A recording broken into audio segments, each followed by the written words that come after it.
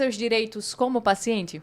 Olá, sejam muito bem-vindos a mais um episódio do podcast Núcleo Mais, onde a saúde encontra cooperação. Eu sou Flávia Daniela. Eu sou Valquíria Miron, estamos começando aqui, mais um episódio do nosso podcast e hoje a gente vai conversar sobre esse tema que a Flávia Daniela falou com a doutora Vera Azevedo. Ela é anestesista especialista em medicina da dor e medicina paliativa. Vai ser um bate-papo bem agradável, a gente espera todos vocês aí acompanhando o nosso podcast. Então, Vera, seja bem-vinda ao podcast Vera. Núcleo Mais. Eu que agradeço o convite, Espero poder colaborar com o conteúdo e passar informações ricas para os pacientes e para os familiares, no sentido de que a gente venha ter conquistas além do papel da nosso objetivo hoje, que é informar sobre a lei e o Estatuto dos Direitos do Paciente. É uma lei bastante importante, que traz muitas modificações, muitas mudanças, na verdade, na saúde, Sempre... A prerrogativa desses documentos, eles vêm com o objetivo de facilitar e melhorar as relações médico-paciente, paciente e sistemas de saúde. E, hoje em dia, com a cultura da segurança cada vez mais, a gente tem a necessidade de alocar esses conhecimentos para que o paciente tenha toda a dignidade dele atendida, de forma a diminuir os conflitos que a gente tem e também diminuir os riscos de resultados ruins dentro da saúde, dentro das relações médico-paciente, como um geral, assim. Você falou de segurança de todos os lados, Segurança de todos os lados, porque quando a gente fala de humanização da saúde, a gente está falando de humanização em todos os lados, porque existe a marca, existe o paciente, existem os profissionais de saúde, Uhum. Vera, a gente queria que você contasse um pouquinho sobre a sua trajetória, como foi que iniciou na medicina e até esse processo, porque que você hoje trabalha com medicina paliativa, focada também em dor crônica, isso? Então, explicar para a gente aí um Antes pouquinho. de tudo, Antes de tudo, antes de tudo. Então, eu saí da universidade em 93 e fui para a USP de Ribeirão fazer anestesiologia. A maioria dos colegas aqui na época faziam lá. E acabei ficando lá por algum tempo. Fiquei 6 anos lá, fazendo R1, R2 de anestesiologia. Depois eu fiz o R3 e depois eu fiz mestrado, depois eu fiz doutorado e depois eu voltei. Eu achei que eu voltei pronta já. E diante dessa jornada, eu tive a oportunidade de começar a docência, na UNIT. Fiquei lá na UNIT mais de 10 anos. Agora, atualmente, eu estou como docente e médica da Universidade Federal de Sergipe. E com a chegada do doutorado, eu tive a oportunidade de dar início ao atendimento no hospital do Centro de Oncologia do João Alves. Foi na época em que um colega precisou se ausentar para outras questões e eu estou lá há 26 anos no Centro de Oncologia do Hospital João Alves. Agora a gente já está no outro prédio, Uhum. E como a dor é o sintoma mais importante, mais sofredor do paciente nos sintomas dos cuidados paliativos, a gente acaba trabalhando muito com essa questão. E a oncologia também, ela traz essa relação. Então é isso, assim, hoje em dia eu tenho essas duas áreas de atuação e me vejo assim na necessidade de expandir esse conhecimento, porque eu acho que é importante a gente dividir essas responsabilidades e esse estatuto ele traz isso de uma forma muito importante. A anestesiologia chegou primeiro, mas aí você, de tanto ver os casos, acabou indo para a especialidade aí da medicina da dor e também da paliativa, Acho que de tanto você ver os casos próximos, Sim, não dá como fugir. Eu sempre coloco a ideia de que a anestesiologia ela é paliativa. A gente trata o sofrimento, a gente trata a dor. Então, eu não fugi muito, não, dos nossos princípios. E vendo várias coisas assim na sua vida, na sua carreira, tem muitas histórias para contar aqui para a gente hoje, né? Antes a gente entrar no tema que a gente vai discutir aqui, que a gente já começou no início, mas falando da vida dela profissional, acho que tem muitas coisas assim que ficaram na sua memória, né? Muitas coisas marcaram na sua vida. Tem algo assim que você pode falar para a gente aqui no podcast hoje? Algo que te marcou durante esses anos de profissão? O que me marcou assim de forma importante foram os professores. Eles trouxeram para mim, alguns professores me marcaram muito, e eles trouxeram para mim a importância da educação. Então, eu trabalho com esse ponto desde o começo, desde o primeiro contato que eu tenho com o paciente, porque eu acho que é a ferramenta essencial para que ele possa me ver como um parceiro, para que eu possa dizer, olha, eu entrei nesse barco com você, você me permite entrar nesse barco, a gente vai atravessar o rio juntos e se não der a gente vai voltar. Então, assim, eu acho que a educação e o respeito. Como docente, eu sempre falo para os alunos, olha, vocês têm que parar, ouvir e olhar para o paciente, porque a doença, ela fala para você. É só você deixar ela falar. Então, é uma coisa importante que vale a pena a gente lembrar e relembrar isso, que a educação é a arma, assim, para todas as dificuldades que a gente tem. Os desafios a gente consegue ultrapassar com ela. Ô, Flávia Daniele, como anestesista, ela está acompanhando. A gente entra para fazer uma cirurgia, a gente nem se dá conta, a gente acha que o anestesista chega ali, dá a injeçãozinha e vai embora. E não, eles ficam ali acompanhando todos os nossos passos, o coraçãozinho batendo, o que a gente faz. Não é isso, doutora? E quando Tem o todo um coração cuidado. para também, né? Porque na cirurgia cardíaca o coração para e a gente tem que estar lá tomando conta do cérebro, de toda a homeostase do paciente. Ou seja, um olhar, ó, ali, ó, bem próximo. Profundo, né? Profundo. Ó, a gente vai entrar no nosso tema, né? É um tema que a gente tem muitas dúvidas, né, sobre o direito do paciente aqui na cooperativa Núcleo Saúde. A gente sempre está priorizando a segurança do paciente, tem vários protocolos, e hoje a gente quer entender mais a fundo que foi criado um estatuto, não é isso? E aí, Tem a lei com vários artigos, com né? vários artigos, e a gente quer explanar. Então, quais são as principais diferenças, né? O que é esse direito, esse Estatuto do Direito do Paciente? Como é que ele funciona na prática? Então, o que chama a atenção desse estatuto para a nossa relação, que eu identifiquei como importante, é essa questão do artigo 12, né? Que ele garante o direito à informação mais clara, né? E aí, como é que a gente enxerga esse letramento em saúde? No Brasil, é um pouco difícil, porque a gente tem uma cultura tem um país, né, com dimensões enormes, então é muito, muito difícil a gente chegar a entender, às vezes, algumas coisas relacionadas a essa questão da compreensão e da capacidade do indivíduo de processar e entender a informação médica. Mas, de uma forma geral, a gente tem cursos na Fundação Oswaldo Cruz para todo mundo, aberto em relação a letramento em saúde, letramento médico ou literácia em saúde no Brasil. E é isso como eu falei no início, quem busca informação, quem busca educação, consegue.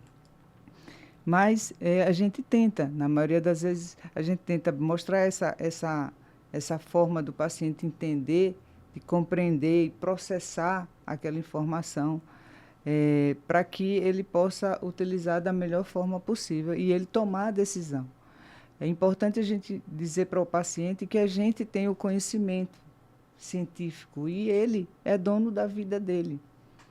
Então, aquela tomada de decisões vai ser uma tomada de decisões para buscar o que é melhor para ele.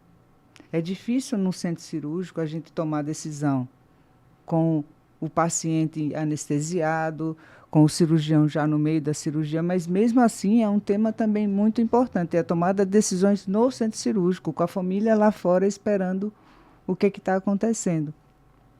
Mas, no geral, no dia a dia, no consultório, acaba tendo uma certa facilidade de infraestrutura, mas também é difícil na unidade de tratamento intensivo, uma situação de emergência também é difícil. Então, depende muito do local onde está acontecendo aquela situação para a gente poder utilizar esse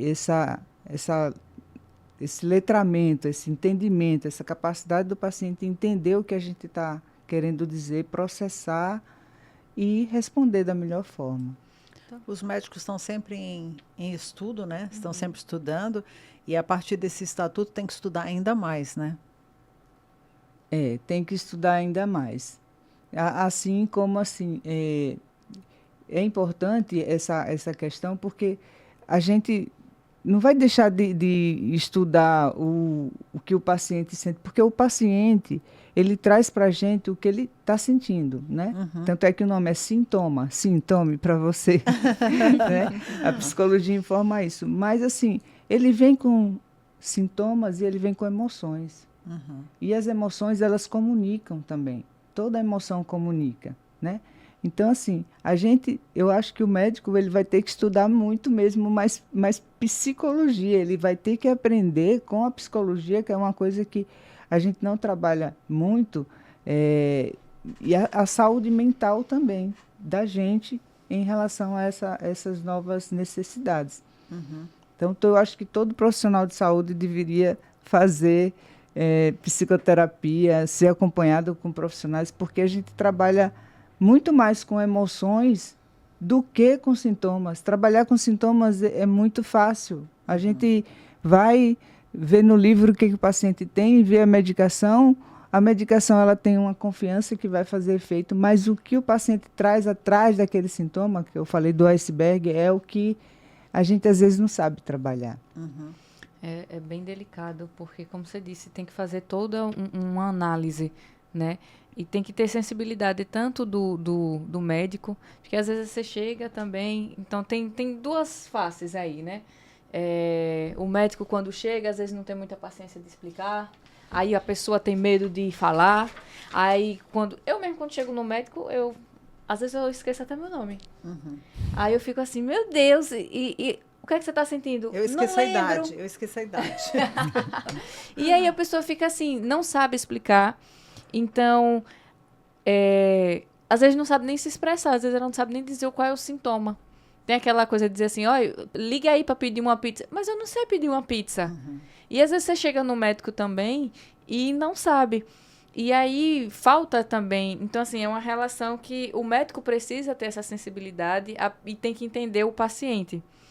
Então, é uma relação que a gente fica em dúvida de como proceder, né? Então, essa questão dos direitos do paciente, como é que, se a pessoa às vezes não sabe nem dizer o sintoma, como é que ela vai dizer, não, mas meu direito é esse?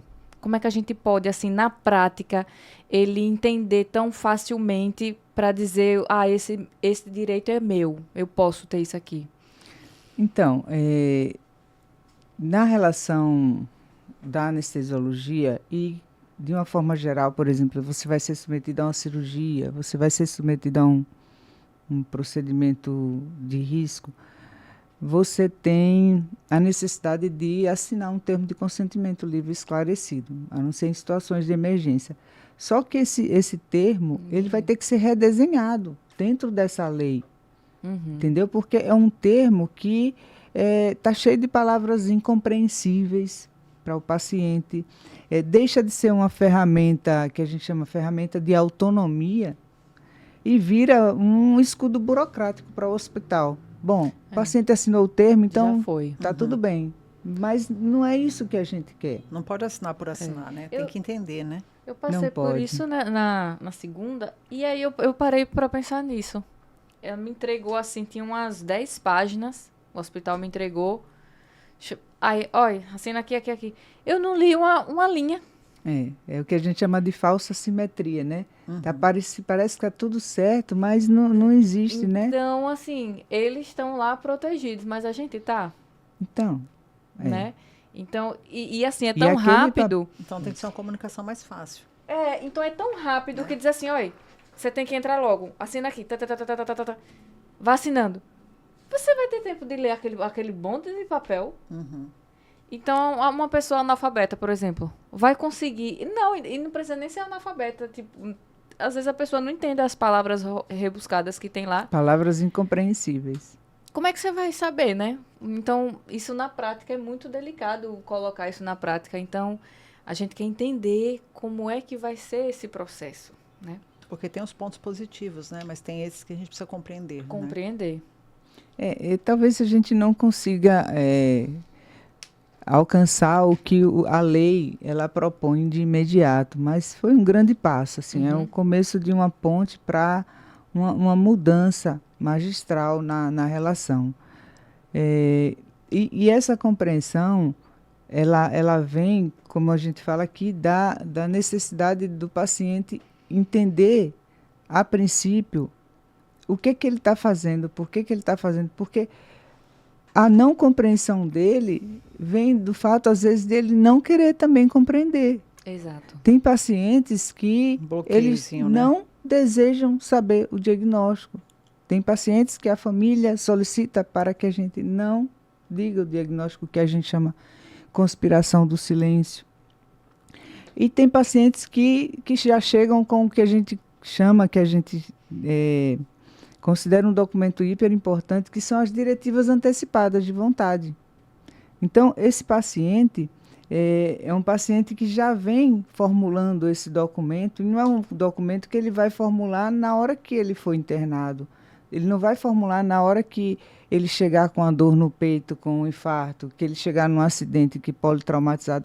Ele tem que formular esse documento, escrever o que ele deseja para, por exemplo, a situação dele, se ele tiver um risco maior de vida, na sua casa, no ambiente calmo e tranquilo, para que essas situações elas sejam bem direcionadas. Né? Neste caso, ele vai dizer se aceita ou se recusa. Se ele aceita ou se recusa. Hoje em dia, inclusive, tem pacientes que já têm as recusas como tatuagem, né?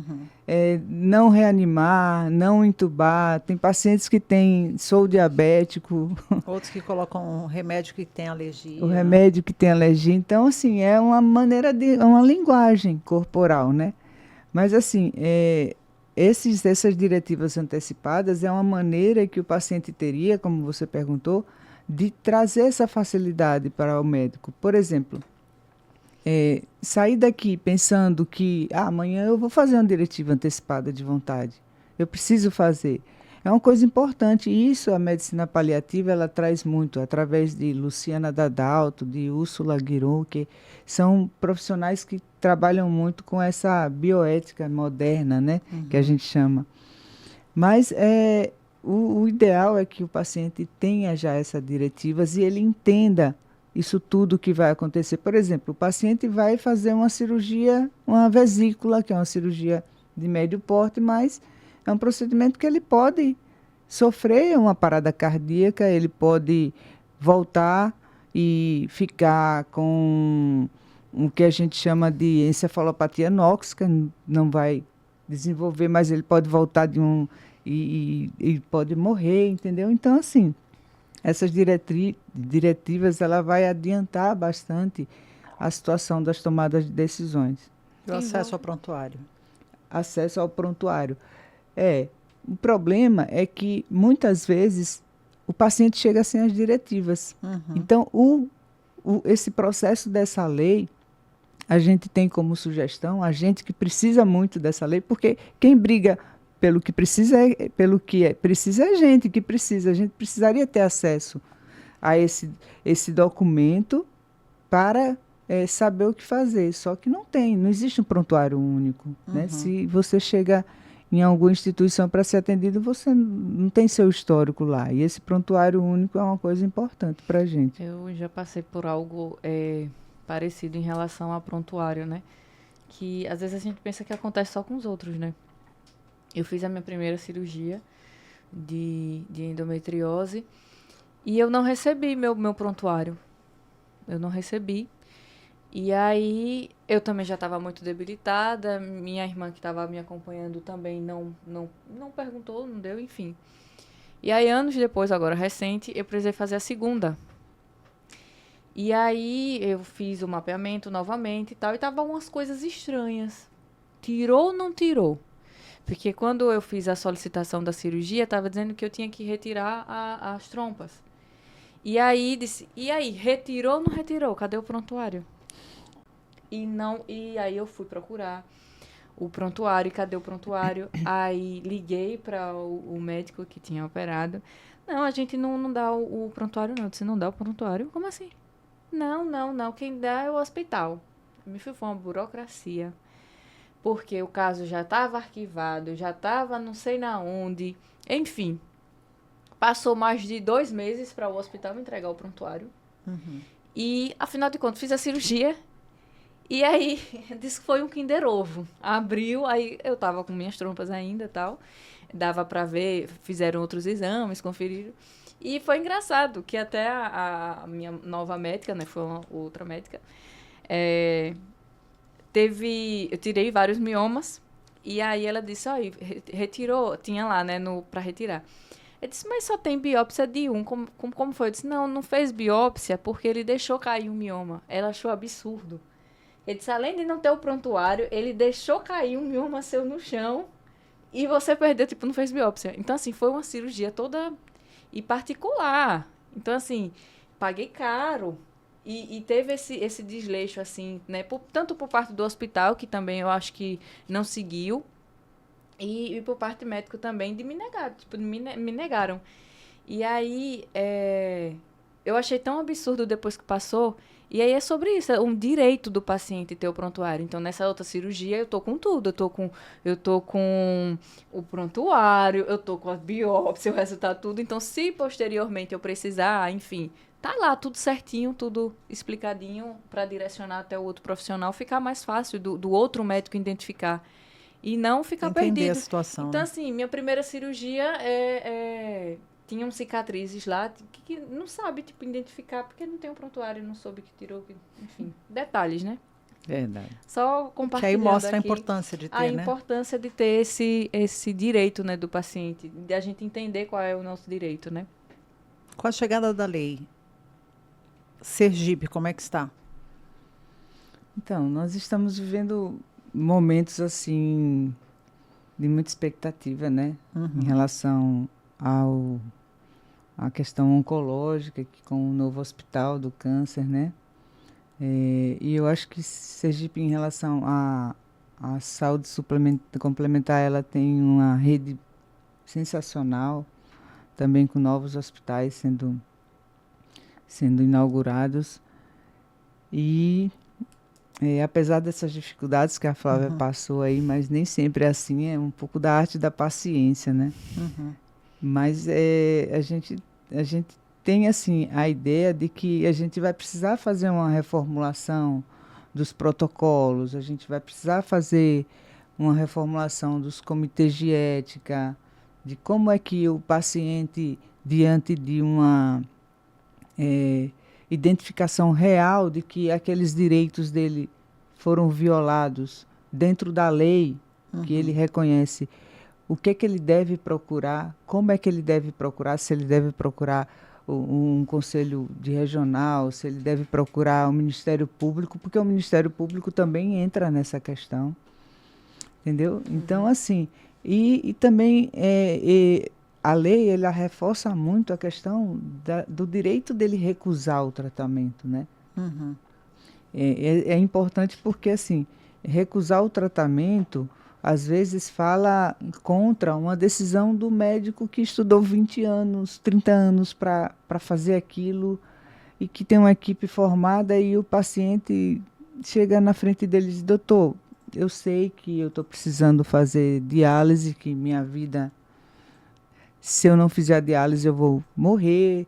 E, doutor, eu sei que se eu for fazer a cirurgia, por exemplo, ontem teve um paciente que há cirurgião de cabeça e pescoço indicou uma enucleação, que seria a retirada do globo ocular, porque depois de uma retirada de um pterígio, ele deu o diagnóstico pela biópsia de câncer. E ele recusou o tratamento.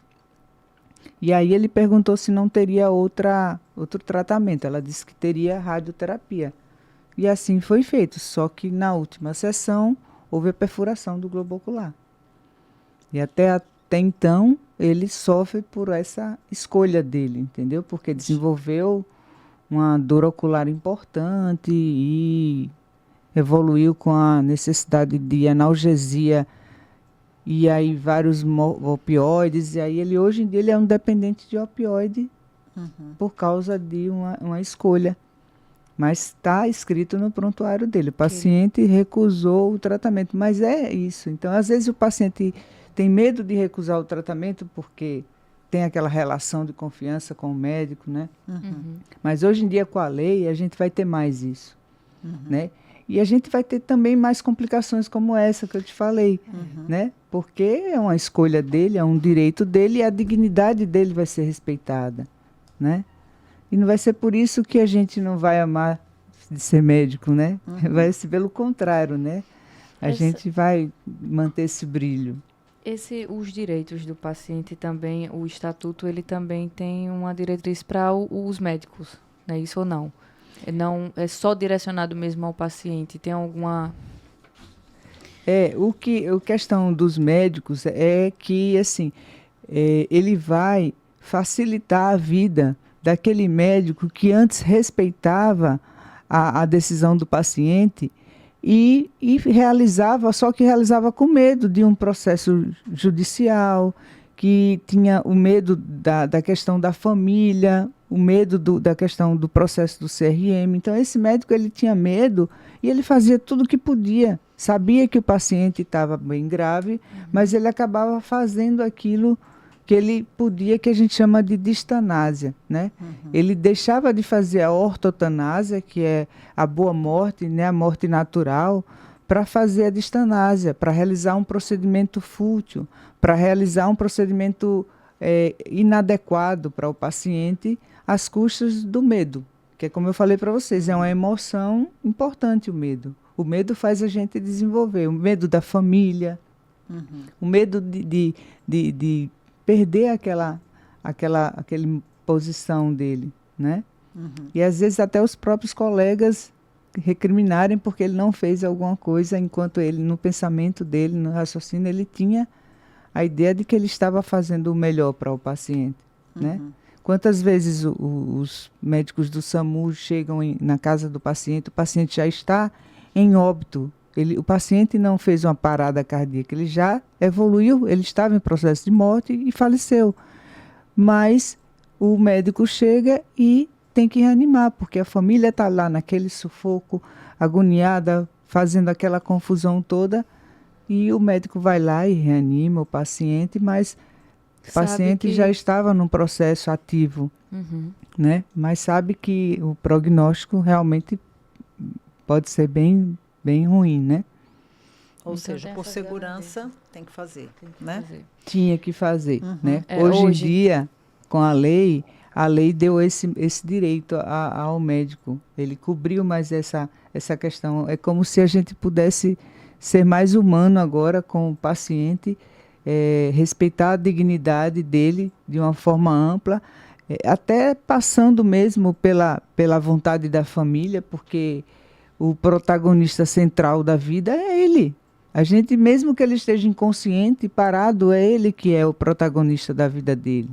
E se a gente tiver essas ferramentas na mão, se a gente tiver as diretivas, e se a gente também tiver o conhecimento da lei, porque os médicos precisam estudar, todos os profissionais precisam estudar, a gente tem mais firmeza no que a gente pode decidir. Tem um caso que acho que é uma dúvida também, eu acho que vai acabar gerando a dúvida, mas nos meus processos, né, a gente em fila de hospital, a gente acaba ouvindo muitas histórias, casos de testemunhas de Jeová, né, eles não podem receber sangue né, doação de sangue. E teve uma paciente, a enfermeira, né, me contou, claro, não sei quem é a paciente, enfim, ela só contou o caso mesmo. E eu achei interessante, então eu acho que vai enriquecer também, eu acho, aqui a discussão. A paciente, já tinha 3 vezes, ela já tinha ido para o hospital. Ela precisava fazer uma cirurgia de risco, eu não lembro qual era. Ela já estava com um quadro de anemia, assim, profunda. E ela precisava fazer essa cirurgia. Aí o médico, ele se recusou de fazer a cirurgia dela, porque ele falou, ela vai precisar de doação de sangue, porque o caso dela vai precisar. Então, gerou uma polêmica, né, no hospital, porque o médico quis negar. Então, a gente quer também, eu quero entender esse direito, se isso está incluso agora, né? Porque é um direito dele de dizer, olha, eu sei que ela vai precisar, eu sei que ela não vai poder receber, e eu não vou ver uma paciente precisando de sangue sem doar, então eu prefiro não fazer a cirurgia dela. Ela procura um outro profissional que vá fazer a cirurgia dela, que no meio ela precise da doação de sangue, e ele diga assim, olha, não vou fazer, não posso fazer nada. Então, como é que funciona esse direito do médico? Sim, existem equipes médicas que já têm uma relação com essa religião, com os testemunhos de Jeová, que eles têm protocolos para diminuir o risco, para evitar totalmente. Então, assim, quando normalmente a gente atende um paciente testemunha de Jeová, sempre vem alguém da igreja junto com eles, né? E vem com aqueles documentos, né? Doutora, a senhora pode assinar esse documento assim, aqui, e faz igual a gente faz com o termo de consentimento, né? Porque a gente não vai ler aquilo. Então, assim, hoje em dia, a gente tem a possibilidade de negar aquele procedimento e o paciente buscar uma alternativa, né? A não ser em casos de emergência, em que a situação fica mais difícil. Mas na situação eletiva, em que a gente tem um tempo de decidir, o profissional ele tem total liberdade, sempre teve essa liberdade, né? De negar a realização daquele procedimento, no Doutora, sentido de evitar. Agora mudando aqui, a internet ajuda e também em alguns casos atrapalha. Muitas pessoas querem tomar a decisão de um paciente, um familiar quer tomar a decisão do paciente, ou até mesmo um paciente, porque foi no Google e colocou lá sobre o caso dela e viu que no Google fala isso ou fala aquilo, que não pode levar por aí também, né? O doutor Google, né? Doutor Google. Que agora é chat, né? Agora é doutor IA, Agora né? O IA agora. Eu tive um paciente no interior que o filho dele chegou, ele estava bem grave, esse paciente, e chegou de viagem, ele morava fora e veio tomar conta do pai, porque estava na terminalidade, a gente informou isso. E aí, logo depois, assim, um dia depois do óbito do paciente, o filho me relatou que não quis internar o pai, ele não queria, ele tinha diretiva antecipada, e ele buscou lá, ele disse, doutora, a senhora me disse que era sedação paliativa, então eu coloquei sedação paliativa, como realizar? Aí o chat começou a me orientar, me pediu para colocar oxigênio, me pediu para colocar isso, eu fiz tudinho pelo chat GPT lá, e depois ele ainda brigou comigo porque eu não fiz alguma coisa. Então, Pode isso. Acontece. Eu também fiquei meio assustada, assim. E isso faz algum tempo já, não foi coisa recente, assim, desse Gemini, desses sites aí. Faz algum tempo já que esse paciente foi a óbito e que o filho dele desenvolveu a terminalidade dessa forma, através da justificativa. Aí a pessoa diz assim, meu Deus, eu estudei tantos anos. Aí uma pessoa... Como se fosse aquilo, né? Eu também fiquei meio assustada. Inclusive, a gente conseguiu discutir esse caso em um congresso. Como realizar isso. Como era um familiar que... Esse paciente, por que acontece essas coisas? Se a gente vai atrás, lá embaixo, no terreno, a gente vai ver que aconteceu isso por quê? Porque teoricamente, eles podem perguntar, mas você acompanhava esse paciente o tempo inteiro, por que você permitiu acontecer isso? Porque foi um familiar que não acompanhava esse paciente. Ele nunca veio, eu não conhecia esse filho. Esse paciente, ele vinha sozinho para as consultas sempre. Então, a gente evita, inclusive, isso. Hoje em dia, a gente pede que o familiar ou um responsável legal pelo paciente acompanhe essas consultas. Que é extremamente importante acompanhar os nossos pais, acompanhar os nossos idosos, né? Tem lei para isso, inclusive, né? De acompanhar os idosos, não deixar que eles tomem as decisões sozinhos. Tem tudo isso. Isso mesmo, é muito importante. Agora, no geral, estamos lá. Direito ao acompanhante tem aqui, né? E tem muita gente aí nessa preocupação. Inclusive, ontem, eu falei com uma pessoa que ela estava falando, uma profissional, né? E na hora dela ter o bebê, o marido dela quis acompanhar. Mas quando chegou na hora, estava tendo tantos problemas lá que o médico falou assim, eu não quero ninguém na sala. O médico determinou que não era para ficar ninguém na sala. E o marido dela tinha se preparado muito, porque ela teve o primeiro filho e o marido não acompanhou. No segundo, ele criou coragem de acompanhar. Mas quando ele chegou lá para acompanhar, o médico falou assim, eu não quero ninguém aqui na sala. E ele teve que sair da sala. Aí depois ela conversando com ele, falando assim, nossa, você se preparou tanto para acompanhar o meu parto e o médico não deixou. Aí ele falou assim, não, foi Deus que não quis que eu acompanhasse. De repente eu podia desmaiar lá na hora, porque tem muitos homens que desmaiam, né? Acompanhando as mulheres. A emoção é muito grande. A emoção grande. Aí o médico falou que não era para ficar ninguém na sala. Acho que o médico também pode ter visto que ele estava nervoso, algo do tipo, para não atrapalhar, né? E dependendo do caso também, às vezes o médico tem que fazer isso, fazer aquilo, e quem está ali do lado pode atrapalhar, né? Dizer, ei, o que você está fazendo? Peraí! Em alguns casos, nesse direito ao acompanhante, em alguns casos o médico pode proibir esse acompanhante estar lá, né? Na realidade, deve evitar, né? No sentido de de ter que dar assistência a outra pessoa também, né? Porque não vai ser mais um paciente, vão ser 2 pacientes, né? Exatamente. Se o acompanhante passar mal, a gente vai ter que ter outra equipe para atender o paciente e o acompanhante. Mas é uma forma de segurança, né? O que muitas vezes não é visto com bons olhos, né? Mas é uma forma de segurança, né? No caso da esposa da minha amiga, acho que o médico até ajudou ele.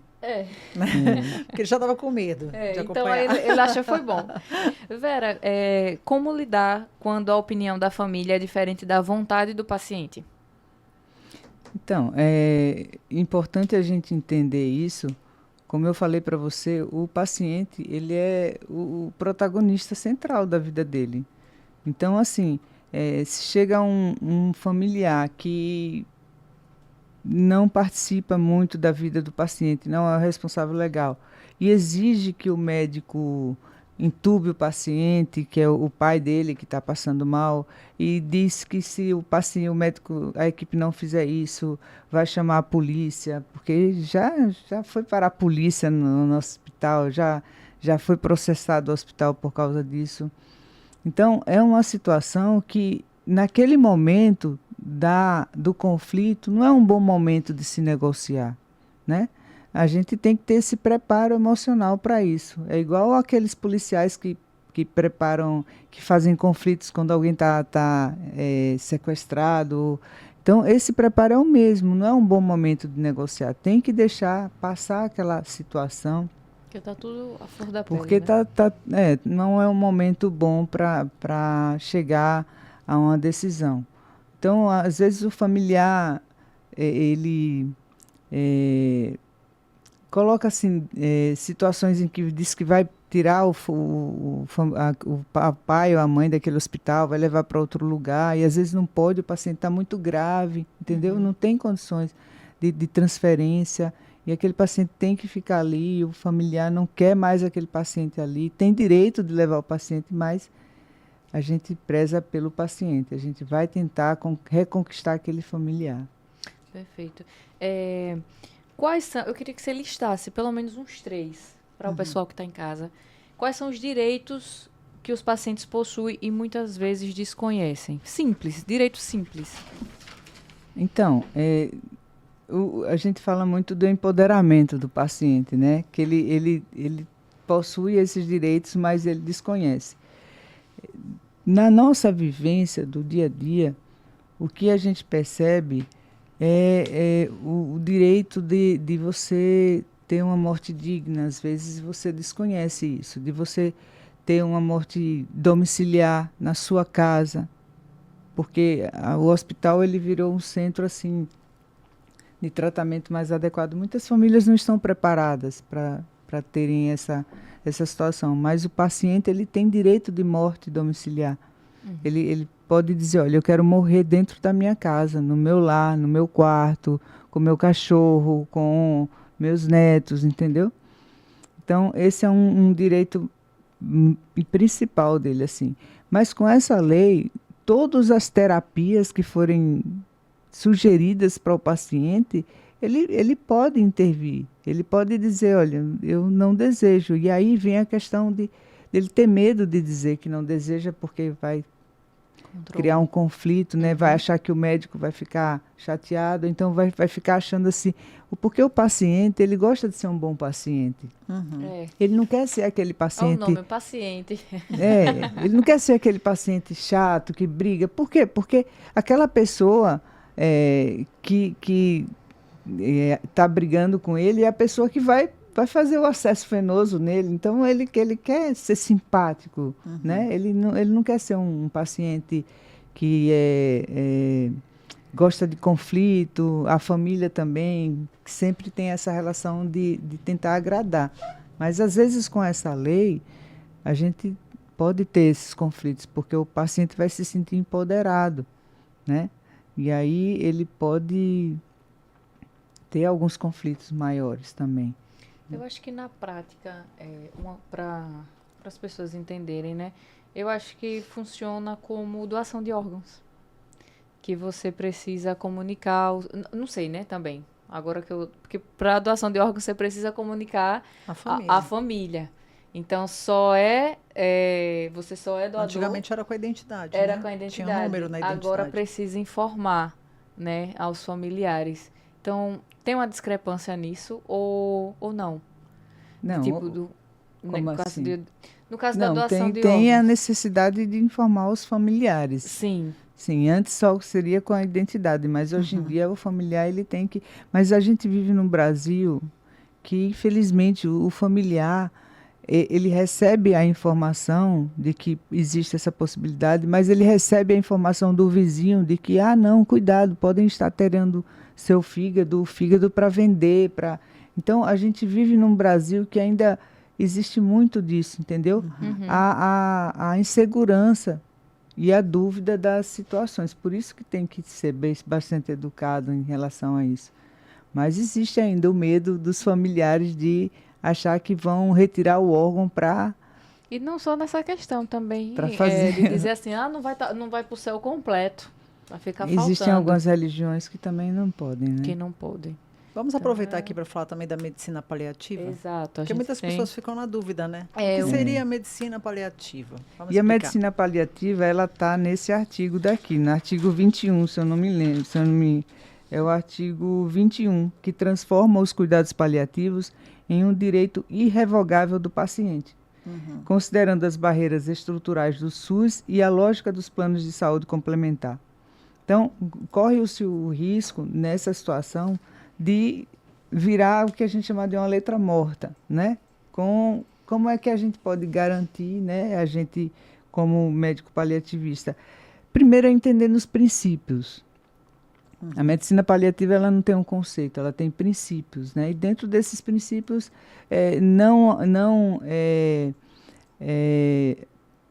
a gente não vai evitar que o paciente faleça, mas ao mesmo tempo a gente não vai antecipar essa morte, entendeu? Respeitar os familiares, respeitar a equipe, controlar os sintomas do paciente. Então, essa lei ela fala sobre os cuidados paliativos. E é um momento importante porque a gente está vivendo uma situação em que a necessidade dos cuidados paliativos vai muito além da oncologia. Ela vai para a neurologia, ela vai para a infectologia, com a quantidade de HIVs que a gente tem, de outras patologias. Ela vai para a psiquiatria, vai para a ginecologia. Então, a gente tem abraçando assim uma área muito grande de pacientes crônicos e que merecem esse atendimento. Então, a medicina paliativa, que faz parte dos cuidados paliativos, a gente trabalha como equipe, né? Ela tem que garantir que esse paciente ele tenha a sua jornada, como eu falei no início, que a gente entre com ele no barco e a gente consiga atravessar com ele até o momento lá, onde a gente não consegue mais curar, mas a gente consegue consolar e cuidar. E outra coisa importante também é que a gente participa do luto desse paciente, da família desse paciente. A gente evita que aquela família, ou tenta evitar que aquela família tenha um luto patológico. Através de equipes que vão acompanhando como é que está desenvolvendo o luto naquela família. Isso é importantíssimo, Um né? acompanhamento completo, né? Que é um sofrimento grande, né? E vocês estão ali nesses cuidados, nesse acompanhamento. Sensacional. Sim, assistente social também, que é o advogado da saúde, né? Ele tem um papel, assim, sensacional também, por causa das questões previdenciárias do paciente, que muitas vezes eles falecem e não têm esse direito. Bem, Vera, estamos quase chegando ao final aqui, né, do nosso Exatamente. episódio de hoje, mas aí você pode colocar aí alguma coisa de repente que a gente não perguntou, né, A gente Flávia não Daniela? perguntou, exato. Porque é bem grande esse... E tem uma muitos coisa também artigos. que, antes de você fazer suas ponderações, né, de abordar coisas que a gente acaba não perguntando, como essa escuta e o acolhimento contribuem para melhores resultados na saúde? Então, eu estudo bastante o Daniel Fortes, que ele fala sobre a anatomia da comunicação. Já ouviram falar, né? Então ele fala que a gente tem que aprender a se comunicar como um chimpanzés, que a gente tem 98% de carga genética parecida. Então, assim, trabalhar com evitar essa dissociação entre esse entendimento do que eu falo, porque às vezes eu falo uma coisa e você interpreta de outro jeito. É a interpretação da pessoa. E o Daniel fala muito isso, que a comunicação, ela traz assim sensações, emoções no paciente. Então a gente tem que aprender a se comunicar dentro do que ele chama de empatia afetiva. Ela vai mais além, ela é mais profunda do que a empatia cognitiva. Então, esses conceitos, eles devem ser trabalhados diariamente, no dia a dia, você com o seu paciente, naquele momento que a gente vive um presente. A gente não sai de casa para ter um conflito. A gente sai de casa para cuidar de alguém, para dar saúde a alguém, para tirar a dor de alguém. A gente não sai de casa para entrar em um conflito, né? Então, essa situação a gente tem que alimentar no nosso dia a dia. Ver o paciente como um presente, porque ele é um presente nosso. Né? E utilizar todo o nosso conhecimento dentro da necessidade dele e evitar usar a ética, porque a ética, muitas vezes, a ética pede para você não fazer aquilo. Olha, não faça aquilo. Mas tem um familiar, tem alguém sussurrando, olha, se você não fizer, você vai se prejudicar. Entendeu? Então, trabalhar dentro da ética, da bioética moderna, que a gente chama, né, evitando mais sofrimento para o paciente. Porque o paciente ele já tem o sofrimento total dele.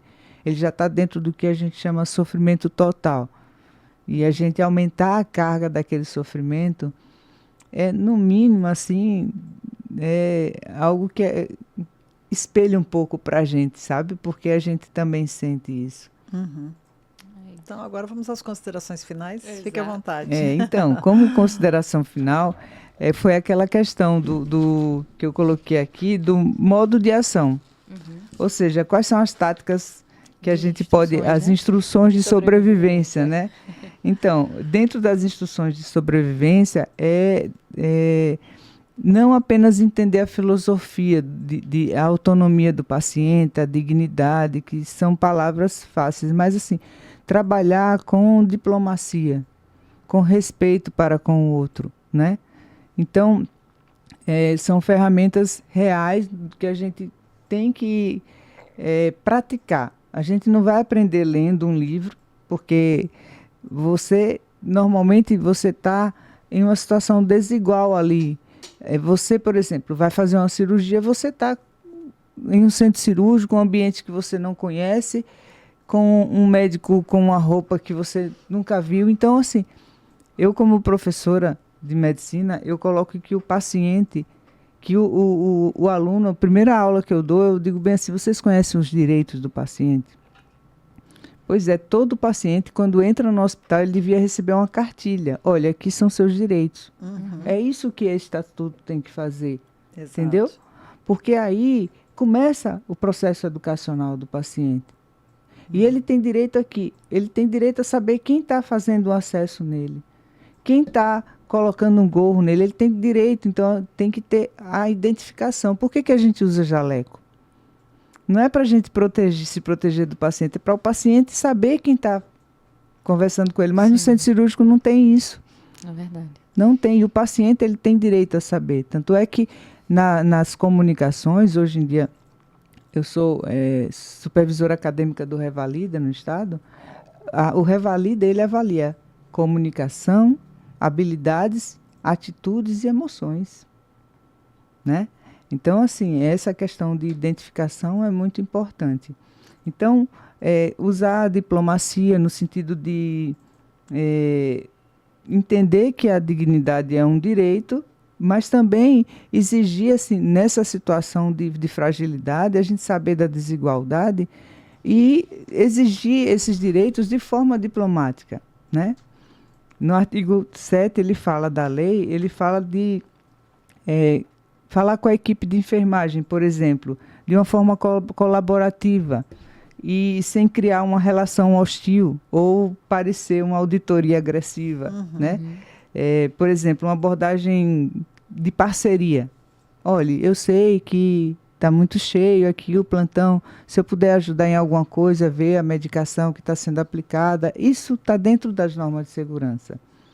Então, é isso, assim, é um exemplo prático de como a gente pode trabalhar com colaboração, entendeu?